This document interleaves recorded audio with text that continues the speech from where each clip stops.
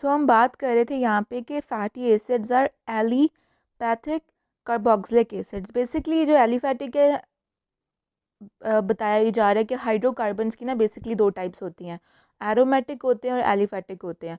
तो एलिपैथिक जो होते हैं वो टाइप के अंदर इंक्लूड होते हैं आपके फैटी एसिड्स। तो यहाँ पे कंफ्यूज ना हो, ये केमिस्ट्री वाली बातें हैं सारी। तो बस ये याद रखिए कि हाइड्रोकार्बन्स की दो टाइप्स होती हैं, एलिफैटिक एंड एरोमेटिक। तो फैटी एसिड्स एलिफैटिक में इंक्लूड होते हैं। सो टू टाइप्स होती हैं फैटी एसिड्स की, saturated and unsaturated. Very easy. Saturated में सैचुरेटेड विद हाइड्रोजन होता है और इसके अंदर सिंगल बॉन्ड होता है, जबकि अनसैचुरेटेड में वन और मोर डबल बॉन्ड्स होते हैं बिटवीन कार्बन एटम्स।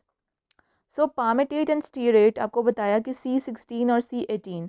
C16 वाला जो होता है सैचुरेटेड फैटी एसिड वो पामेटेट होता है, और C18 वाला जो सैचुरेटेड फैटी एसिड होता है वो स्टीरेट होता है।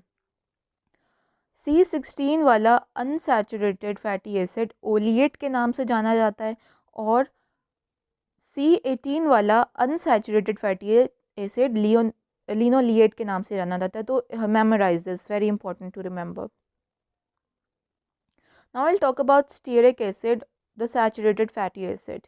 तो the packing of fatty acids depend on their degree of saturation. और saturation क्या होती है कि वो single bond है कि double bond है।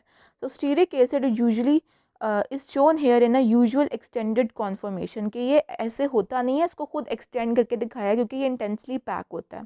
तो saturated fatty acids are tightly packed and stabilized by many hydrophobic interactions. इसमें सिंपल एक फनी एग्जांपल पे याद रखें कि रिलेशनशिप में there are two people, and if there only two people they will be very much close to each other, they have a more loyalty and sincerity with each other. तो उनके अंदर एक single bond है। लेकिन अगर एक ही relationship में अब एक थर्ड पर्सन आ जाता है तो वो रिलेशनशिप वीक हो जाता है, probably the other person is cheating, तो वो ज़्यादा फिर टाइटली पैक नहीं होंगे, they will have their differences. ठीक है, तो इस फनी एग्जांपल से आप इसको याद रखने की कोशिश करो। I try to give examples that you can actually memorise. And oleic acid is an unsaturated fatty acid.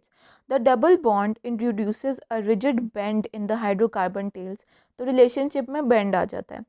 Fatty acids with one or such several bends cannot pack together as tightly as saturated fatty acids.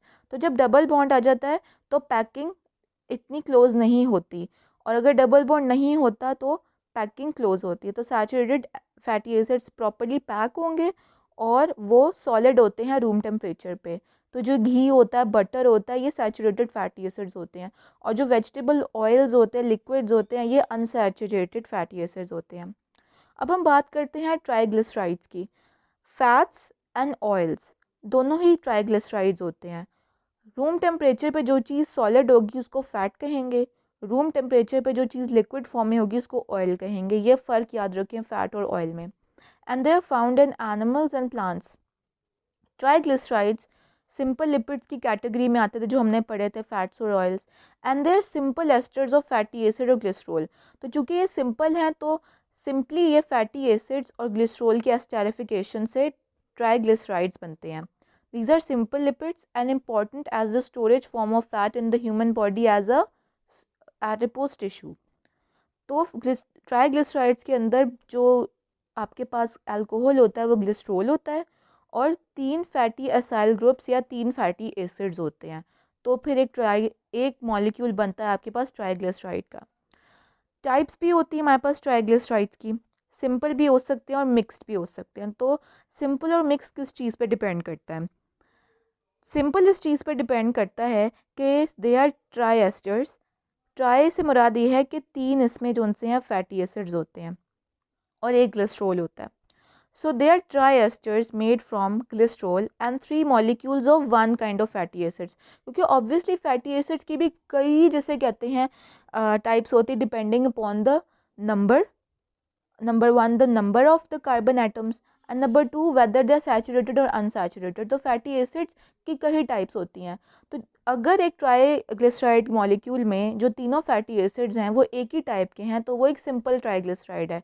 लेकिन अगर एक ही molecule के triglyceride में glycerol तो चूँकि एक है और 3 फैटी एसिड्स होंगे, और वो तीनों फैटी एसिड्स डिफरेंट किस्म के फैटी एसिड्स हैं। फॉर एग्जांपल, एक फैटी एसिड का कार्बन नंबर 7 है, दूसरा वाले फैटी एसिड का कार्बन नंबर 8 है, और उसमें एक डबल बॉन्ड भी है।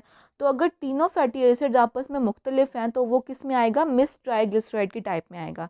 होगा ये सिंपल लिपिड ही, इसमें होंगे फैटी एसिड और एक अल्कोहल ही, लेकिन फैटी एसिड्स चूँकि डिफरेंट टाइप के आएंगे तो फिर सिंपल और मिक्स्ड में इनको क्लासीफाई कर देंगे। So very easy to remember. Animal fats and vegetable oils are many different mixed triglycerides. अब हम बात करते हैं स्टीरॉइड्स की। Steroids are a family of lipids found in plants and animals. A steroid contains 4 fused carbon ring. ये bottom right पे example देखें, ये स्टीरॉइड का न्यूक्लियस होता है। इसमें 4 हमारे पास कार्बन रिंग्स होंगी, और जब हम इन कार्बन एटम्स को काउंट करना शुरू करेंगे तो इसमें 17 कार्बन एटम्स होंगे। तो आप देख लें कि 1 2 3 4 ए रिंग में है, और जब ये डी तक आप काउंट करेंगे तो ये 17 तक मौजूद होगा। तो इसके अंदर 17 कार्बन एटम्स होते हैं स्टीरॉयड के न्यूक्लियस के अंदर, और ये बेसिकली 4 कार्बन रिंग बनी होती हैं। तो ये रिंग्स देखें 4 हैं, और टोटल कार्बन एटम 7 है, और इसको एज अ होल आप स्टीरॉयड न्यूक्लियस कहते हो। Steroid nucleus is found in a number of extremely important biological molecule such as cholesterol.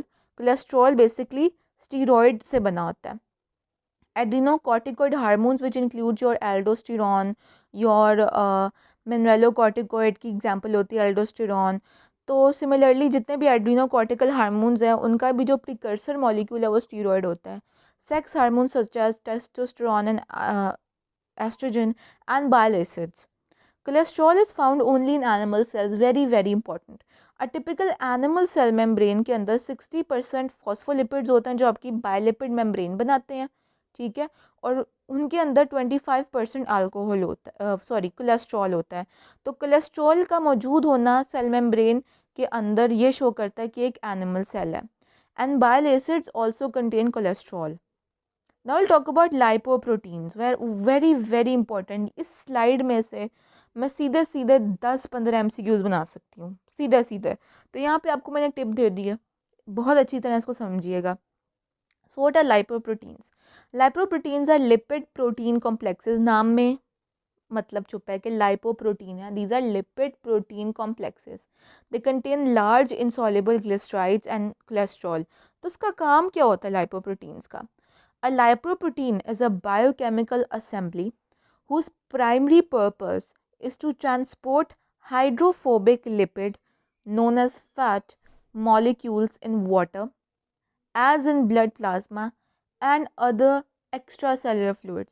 तो लाइपोप्रोटीन बेसिकली एक गाड़ी होती है जिसका काम होता है फैट्स को एक जगह से दूसरी जगह पहुंचाना, ठीक है, इंटेस्टाइन से लिवर में, लिवर से बॉडी में। तो ये काम होता है लाइपोप्रोटीन का। लाइपोप्रोटीन एक वैगन के तौर पे, एक गाड़ी के तौर पे समझ लें, जिसका काम है फैट्स को एक जगह से दूसरी जगह पे पहुंचाना। तो चूँकि जो फैट्स होते हैं वो हाइड्रोफोबिक होते हैं और ब्लड जो है वो वाटर से बना होता है, तो वो वाटर में इजीली मिक्स होकर एक जगह से दूसरी जगह ट्रैवल नहीं कर सकते। तो उनको एक गाड़ी चाहिए होती है, एक असेंबली चाहिए होती है जिस पे वो बैठ के ट्रैवल कर सकें, और उस असेंबली को आप लाइपोप्रोटीन कहते हो। तो 5 किस्मों के लाइपोप्रोटीन होते हैं, इंतहाई इंतहाई इंतहाई important. Short question, what are the 5 classes of lipoproteins? So number 1 is chylomicrons. Chylomicrons का क्या काम होता है? ट्राइग्लिसराइड्स को इंटेस्टाइन से लिवर में शिफ्ट करवाना।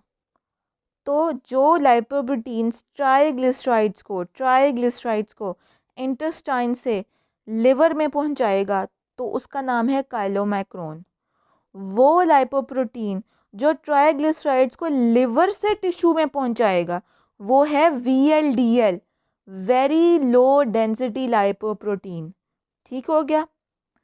IDL, इंटरमीडिएट डेंसिटी लाइपोप्रोटीन, वो लाइपोप्रोटीन जो ट्राइग्लिसराइड्स को टिश्यू से वापस लिवर में लेके आएगा उसको आप इंटरमीडिएट डेंसिटी लाइपोप्रोटीन कहेंगे। अब आता है कोलेस्ट्रॉल।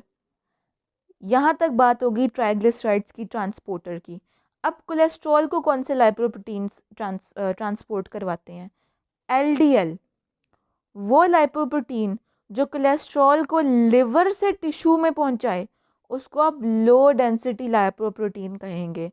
और वो लाइपोप्रोटीन जो कोलेस्ट्रॉल को टिश्यू से लिवर में वापस लेके आए उसको कहेंगे हाई डेंसिटी लाइपोप्रोटीन। तो ईजी है याद करना, कौन सा मुश्किल है याद करना। पहले तीन वो ट्रांसपोर्टर हैं जो कि ट्राइग्लिसराइड्स को एक जगह से दूसरी जगह पे पहुंचा रहे हैं। जो इंटेस्टाइन से एब्जॉर्प्शन के बाद लिवर में पहुंचाएगा वो काइलोमाइक्रोन है। जो लिवर से बॉडी में पहुंचाएगा फॉर यूज़ वो है VLDL। जो फिर टिश्यू से वापस लिवर में लेके आएगा वो है IDL। अब एंड वाले दो हैं जो कोलेस्ट्रॉल के करवाएंगे ट्रांसपोर्टेशन। जो लिवर से टिश्यू में पहुंचाएगा कोलेस्ट्रॉल वो है LDL। और जो टिश्यू से वापस लिवर में लेके आएगा वो क्या है HDL। इसको याद करें, रट्टा लगाएं, बार बार रट्टा लगाएं, इसे इसे घोल के पी जाएं। इतना इंपॉर्टेंट है और आप लोगों के लेवल पर बड़ा इंपॉर्टेंट है याद करना।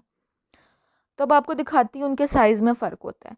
काइलोमाइक्रोन का लेवल जो साइज़ होता है वो सबसे बड़ा होता है और HDL का साइज़ सबसे छोटा होता है। जो HDL के अलावा बाकी सब बैड आते हैं क्योंकि इन सब का काम क्या होता है, आपके जिसे कहते हैं बॉडी में पहुंच जाना, एक्सेप्ट फॉर जिसे कहते हैं IDL। बाकी सब का काम होता है आपकी बॉडी में लेके जाना और आपकी बॉडी में फिर जितना ज़्यादा फैट होगा वो आपके लिए नुकसानदेह है। सो दैट इज़ वाई इस वाली कैटेगरी जो पिंक साइड के अंदर सारे लाइपोप्रोटीन्स हैं उनको आप बैड लाइपोप्रोटीन्स कहते हो। और गुड वो वाला होता है जो सारे के सारे कोलेस्ट्रॉल को आपके लिवर में वापस ले गया है, इसको आप गुड में कहोगे। ये साइंटिस्ट ने इनको गुड और बैड में नाम दिया है। तो काइलोमाइक्रोन का साइज़ सबसे बड़ा होता है और HDL का साइज़ सबसे छोटा होता है, लेकिन HDL की डेंसिटी सबसे ज़्यादा होती है। देख रहे हो आप, इसका नाम ही HDL है, it's a high density lipoprotein. तो इसकी डेंसिटी ज़्यादा है और इसका साइज़ छोटा है। तो डेंसिटी किस चीज़ पर डिपेंड करती है? डेंसिटी डिपेंड करती है आपके प्रोटीन पे। HDL में प्रोटीन सबसे ज़्यादा होता है और इसका साइज़ सबसे कम होता है। आपने जब डेंसिटी फिज़िक्स में याद की थी ना, जितना कम साइज़ होगा उतनी ज़्यादा डेंसिटी होगी। फॉर एग्ज़ाम्पल एक ही जगह पे एक ही घर में अगर 70 लोग रह रहे हैं तो उस जगह की डेंसिटी ज़्यादा है। लेकिन अगर एक बड़े से मैंशन के अंदर 70 लोग रह रहे हैं तो उसका एरिया बढ़ गया उस जगह का, लेकिन उसकी डेंसिटी कम हो गई। तो इससे ज़हन में रखें कि डेंसिटी साइज़ छोटा और जो प्रोटीन ज़्यादा हो तो वो HDL है।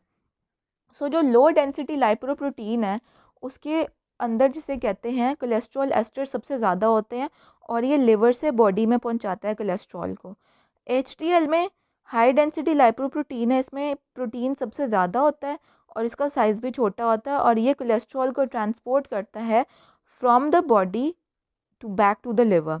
काइलोमाइक्रोन सबसे ज़्यादा साइज़ का होता है इसीलिए इसका डेंसिटी भी सबसे लोएस्ट होती है और इसके अंदर लिपिड भी सबसे ज़्यादा होते हैं। VLDL are very low density lipoproteins. ये ट्राइएसाइलग्लिसराइड्स को आपके लिवर से बॉडी में लेकर जाता है and they have the second highest in the triacylglycerol as of percentage of weight. और ये लिवर से आपकी बॉडी में पहुंचाते हैं ट्राइएसाइलग्लिसरॉल को। और इंटरमीडिएट डेंसिटी में इंटरमीडिएट डेंसिटी होती है। So I now will talk about the lipid metabolism. Lipid molecules contain carbon, hydrogen and oxygen in different proportions other than carbohydrates. Carbohydrates के अंदर भी आपके कार्बन, हाइड्रोजन, ऑक्सीजन होते हैं, लेकिन फैट्स में उनका प्रोपोर्शन डिफरेंट होता है। Triglycerides are abundant lipid in the body. आपकी बॉडी में जो सबसे ज़्यादा लिपिड होता है वो ट्राइग्लिसराइड्स होते हैं। डाइटरी लिपिड्स की बात करें तो एवरेज इंटेक ऑफ US में जो होता है वो 81 ग्राम एक नॉर्मल एडल्ट लेता है in the US on daily basis, of which more than 90% is normally triacylglycerol. So the normal intake is 81 gram per day जिसमें 90% आपका triacylglycerol है। Foods high in fat include these foods जो हमने शुरू में बात की। So the processing of dietary lipid in the stomach से start कैसे होता है? Digestion जो आपकी lipids की होती है वो begins in the stomach, catalyzed by a lipase known as lingual lipase that originates from glands at the back of the tongue। तो ये जो enzyme है ये आपकी जो टंग में एक जैसे बनाता है टंग, बैक ऑफ द टंग, लेकिन ये एक्ट करता है जाके आपके स्टमक में, ठीक है। So lingual lipase originates from glands at the back of the tongue but they act on the lipids in the stomach. ठीक हो गया।